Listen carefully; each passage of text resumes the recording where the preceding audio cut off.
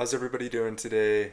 Jake here again. I just wanted to quickly talk a little bit about saving and investing.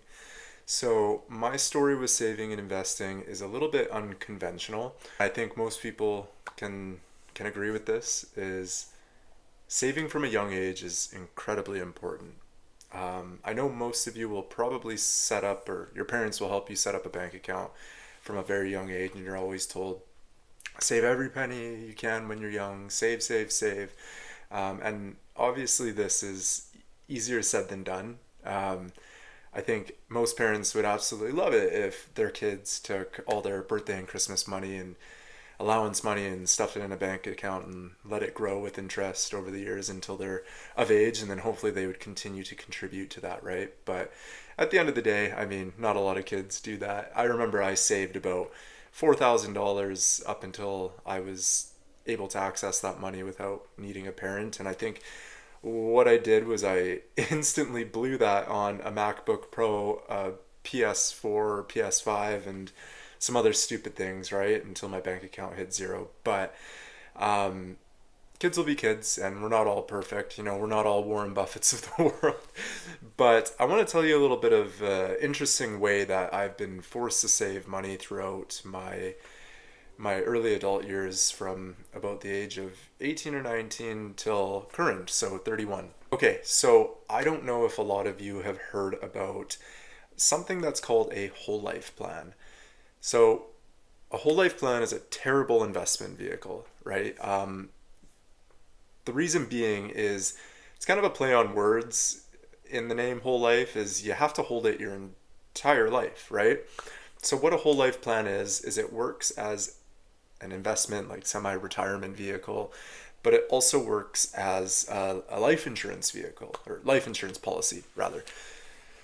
So I was approached by a financial advisor when I can't remember if I was 18 or 19, regardless, great salesman. He talked me into a whole life plan. Now, the thing with the whole life plan is you cannot access this money for 20 years. So, being 31, I've paid into it for about 12 or 13 years at this point. Um, if you don't pay your annual premium, so the premium being the amount of money that you have to contribute to this plan each year, if you miss 1 year out of those 20 years, then you lose that entire plan. You don't get any of that money back. Now, for the life insurance policy side of this, you do only have to pay into it for 12 years. After that, you do not have to pay into the life insurance policy anymore. You are covered for the rest of your life. So your death benefits paid up. If you pass away suddenly, then your family is entitled to a large sum of money, which is great. It's great if you have kids. I personally don't have kids, and it's kind of funny. I went in for a chat with a financial advisor at a different bank, and he's asking me about my assets, and I told him I have a whole life policy, and he said, "Oh, that's kind of weird. Like you don't have kids. Why?" I said, "Honestly, I don't know. I wasn't educated at the time when I signed up for this policy, and honestly, I had just contributed to it for so long that it was kind of pointless for me to be like, yeah, nah, I'm done." So the reason these aren't good investment vehicles is the interest is so small that you're way better off putting it into an index fund or even a mutual fund, anything but that. The other thing too is it starts to compound more and more and more as investments work as time goes on. So the idea is you don't want to touch it for 40 years if you can. So for me personally, it's great because I started it at such a young age, but a lot of people don't start these plans until they're in their 30s, like early 30s, and that kind of is pushing it a little bit, right? So for me, I am very fortunate that I was able to start one of these at a young age, but would I recommend it? Absolutely not. Dave Ramsey even talks about it, says it's one of the worst investment vehicles you can possibly be a part of. But at this point, I'm so deep into it that there's really no point in me stopping, right? Um, There are some benefits to it. A lot of it can be withdrawn tax free. So before registered tax free savings accounts existed, this is what a lot of people would use as a vehicle to access money tax free. You can take out loans against it, although I'm not sure that's something I'm interested in. Another really big thing that I learned from a whole life account is it taught me to save my money from a very young age because I was kind of terrified that, if I didn't come up with the money, then it would all be gone. And it taught me how to save monthly, although I do pay it all in a lump sum at the end of the year. It taught me how to budget and save so that I know I can absolutely hit my goal and have that money available for when I have to pay out my premiums at the end of the year, right?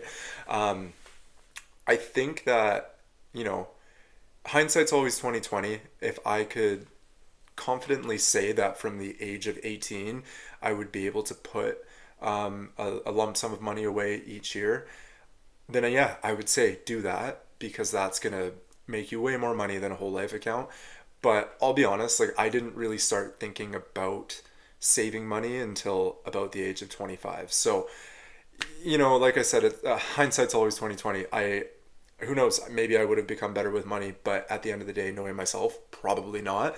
So I do look at this as a blessing that, it kind of got me ahead 7 years in saving money. And the cool thing is once that's all paid up at the end of the 20 years, I never have to think about it. Come 58, 60, 65 even, when I do want to start withdrawing money from it, that's a portion of my retirement fund. And I look at that and I just think that's gravy because, my thing is I kind of save for that. My partner, she saves for our retirement in a different way. So we're both contributing, right? And we are going to have different areas of funds that we're going to be able to withdraw from in our retirement. So I look at it as a good thing, although I 100% would not recommend a whole life savings account to most people. If you are interested in it, obviously talk to your financial advisor. I'm not equipped to talk about things like that. I'm just letting you know that this was my personal experience with it, and I think it can benefit some people. I think if you have the money to do it and you have the confidence that you can make that payment for 20 years straight and you're young, then maybe look into it. But if you already know that you can do that, then just start putting it into an index fund or a managed fund or something like that.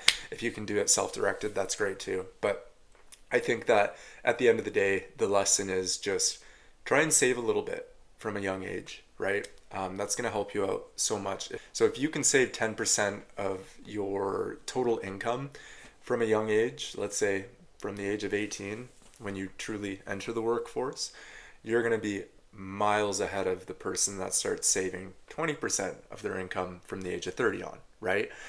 It's just that compound interest, and compound interest is so important. So that's my lesson from saving from a young age. I hope that if you are watching this and you are young, please just start saving. It's the best decision you'll make, right? If you're not young, start saving anyways, right? There's never a better time than right now to start putting money away. So thank you guys. If you have any questions, please let me know. I'd love to answer them. But have a good one. Thank you.